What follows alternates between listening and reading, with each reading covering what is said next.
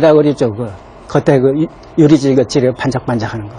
그 유리질 처리를 안 하면은 아무래도 초벌구이현 청자 같은 경우에 거기다 물 담아놓으면 오래되면 스며 나오죠.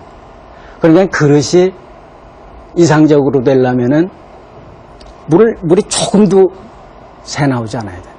그 유리질이 그걸 덮어줘야 되는데 그걸 우리가 유약이라고 그런다. 그 유약이 이런 만들던 이 타토물, 초벌구이 할 때 만들던 그 찰흙물하고 잿물, 특히 이제 초목을 태운 그 잿물을 거기다 섞으면은 고온에서 그게 유리질이 돼요. 그게 유약이 된다. 그래서 초벌구이 한 거를 잿물에 이렇게 한번 휘둘러 가지고 갖다 굽죠. 그러면 그게 유리질이 된다. 근데 그 유리질 속에 철분이 얼마나 들어있느냐에 따라서 청색이 결정이 돼요. 그래서 이상적인 비색이라고 하는, 비추색이라고 하는 그런 색깔이 나오려면 그 철분의 함량, 농도가 어떠냐에 따라서 결정이 되는 거예요. 그게, 그런 기술이 발전한 게 남중국 월주에서 발전을 해요.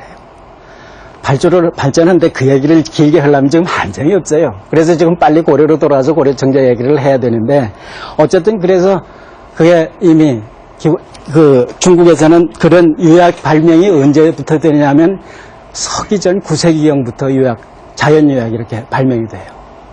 발명이 돼서 저런 게 이제 계속 발전을 해가지고 당나라 때쯤 되면은 아주 그 본격적인 이제 청자나 백자의 그 발전이 이루어지는데, 그 당시 우리 신라에서는 자연유약이 이렇게 발명이 돼가지고 이제 중국 영향도 받았겠죠. 하지만 우리 기술이 이미 이런 정도에까지는 8세기경에 이 노교를 입힐 정도는 돼 있었단 말이죠. 이런 정도가 돼 있는데 중국에서 그 도자기가 굉장한 수출 그 품목이 되기 때문에 도자기 만드는 기술을 이민족들한테는 안 가르쳐 줍니다. 끝까지 잘 안 가르쳐 주는데, 이제 우리나라에서 선승들이 지난 시간까지 얘기할 때 선종이 들어오면서 선승들이 가서 유학을 했다. 그래서 유학생들이라고 한다. 그래서 그분 최초의 유학생으로 간 분이 이제 남종선을 받아오는 있는 도의선사인데, 그 도의선사가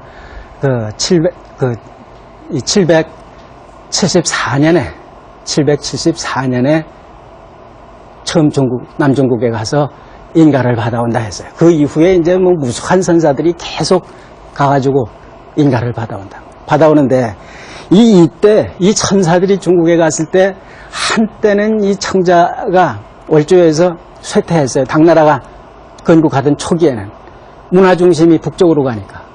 그래서 쇠퇴했었는데 남종선이 크게 일어나면서 청자가 다시 크게 발전을 해요. 청자 미술에 청자 제조술이 크게 발전을 한단 말이에요. 그게 발전을 하는데 그 왜 발전을 하냐면 선종의 발언과 직결이 되는 거예요. 이 선사들은 그래서 초기에 선종의 발언하고 이 차문화의 그 확산하고 차를 음다, 끽다 하는 그 끽다 풍속의 전국으로의 확산과 이게 밀접한 관계를 가지면서 발전을 한다. 그 왜 그러냐 하면은 이 선생들은 참선을 해야 되니까 제일 견디기 어려운 게 잠이에요. 그 잠을 막으려면은 여러분들 저녁밥 배불리 먹으면 쉽게 졸음 오죠. 그럼 저녁밥 안 먹어야 되고 차를 마시면 잠이 안 온다. 그러니까 이 선생들이 주로 차를 많이 마셨는데 본래는 차가 남방에서 만나니까 남방 사람만 많이 마셨다는 거예요. 그런데 이 725년에 그 봉현이라는 이가 써놓은 봉씨문견기라는 책이 있는데, 그 책에 보면은 이 차문화가 북쪽으로 확산돼 나가는 얘기를 이렇게 얘기를 하고 있어요.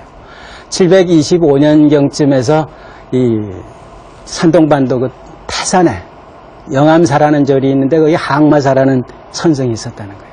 선생이, 이건 산동반도니까 북쪽이죠.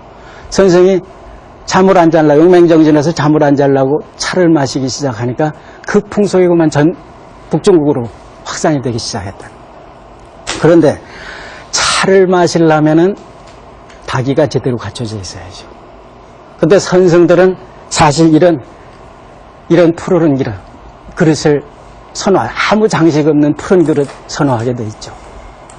그래서 이런 자기를 남쪽에서 더군다나 이랬습니다. 월주의 자기를 이제 다기로 한 차를 주로 마시려고 하니까 그런 풍속이 전국으로 확산이 되는 거예요.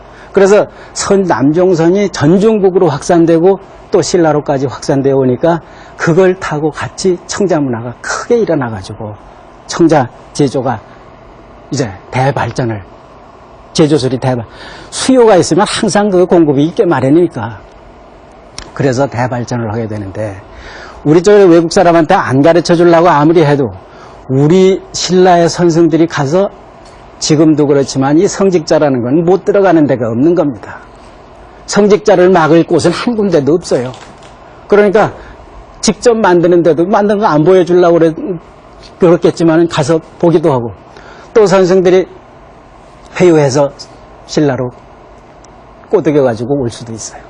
그런데 선생들이 꼬드겼다 해도 배를 못하면 못 오죠. 그런데 지난 시간에 누누이 얘기했듯이 장보고가 828년부터 청해진을 열고 있었다. 그래서 우리 선단이 제해권을 장악하고 해상을 주름잡고 있으니까 선생들이 꼬드겨서 오기만 하면 배 태워가지고 오면은 왔을 거라. 그러니까 이미 9세기 중반부터 여기서 직접 기술자를 데려왔을 가능성이 커요. 그래서 우리나라에 이 청자 기술이 도입이 된다고요. 도입이 돼서 9세기 중반부터 이제 그러니까 제일 먼저 백길로 와서 우리한테 도달할 수 있는 길이라는 게 그때 당시로는 이